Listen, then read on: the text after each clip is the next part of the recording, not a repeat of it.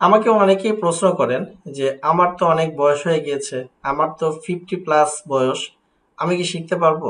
আবার অনেক গার্জিয়ান প্রশ্ন করেন যে আমার ছেলে মেয়ে ইন্টারে পড়ছে, তার বয়স এখন 18, 19 বা 20। হ্যাঁ, তো সে কি এখন ফ্রিল্যান্সিং এর কাজ করতে পারবে, বা তারও কি শেখা উচিত, বা সে কি শিখে এখান থেকে কিছু একটা করতে পারবে? সো এই বিষয়টা ক্লিয়ার করার জন্য এই পর্বে আমি আপনাকে স্বাগতম জানাচ্ছি। যে কোনো বয়সের মানুষ বা যে কোনো বয়সের কেউ কি ফ্রিল্যান্সিং এই ক্যারিয়ারে আসতে পারে কিনা এই বিষয়টা। সো এর উত্তর হচ্ছে হ্যাঁ, অবশ্যই আসতে পারে। ছোট্ট একটা আমি আমার স্টোরি বলি, তাহলে ক্লিয়ারলি বুঝতে পারবেন। যে আমার একটা ব্যাচ ছিল 2000 মেবি 19 সালের দিকে, 19 সালের একটা ব্যাচ, অফলাইনে আমি ক্লাস নিচ্ছিলাম। তো ওই ব্যাচে প্রায় 16-17 জন স্টুডেন্ট ছিল। তো তাদের মধ্যে মানে সবাই হচ্ছে ইয়াং জেনারেশনের ছেলে মেয়ে ছিল, অর্থাৎ 30-র কাছাকাছি, এর মধ্যেই হচ্ছে বয়স। একজন বয়স্ক লোক ছিল, তার 60+ হচ্ছে তার বয়স হবে।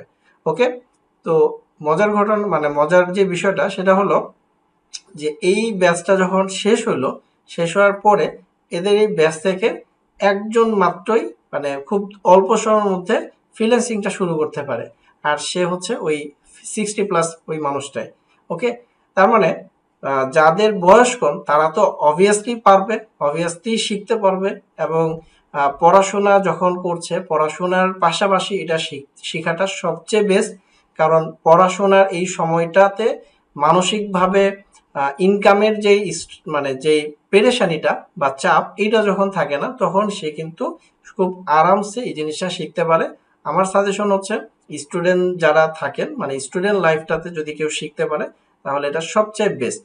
আচ্ছা, আর যাদের বয়স হয়ে গেছে তাদের হয়তোবা সবার ক্ষেত্রে এই যার উদাহরণ দিলাম তার মতো হয়তোবা সবার দ্রুত ইনকামটা হবে না বা দ্রুত সফলতা আসবে না। বাট আপনি যদি সঠিক গাইডলাইন অনুসরণ করে সঠিকভাবে আপনি প্র্যাকটিস করে যান এবং এটার সাথে লেগে থাকেন, তাহলে আপনিও পারবেন। ওকে, তো বয়স কোনো ফ্যাক্ট না, আপনার ইচ্ছা শক্তি হচ্ছে এখানে মূল। আপনার যদি ইচ্ছা শক্তি থাকে যে আমি ফ্রিল্যান্সিং করব, তাহলে আপনি পারবেন। এটাই হচ্ছে আপনার মাথায় রাখতে হবে। ওকে, তো যে কেউ যে কোনো বয়সের মানুষ ফ্রিল্যান্সিং ক্যারিয়ারে আসতে পারেন, কোনো প্রবলেম নাই। শুধুমাত্র আপনাকে ধৈর্য নিয়ে এই সেক্টরে বা এই কাজের সাথে লেগে থাকতে হবে। আশা করি আপনি উত্তরটা পেয়েছেন।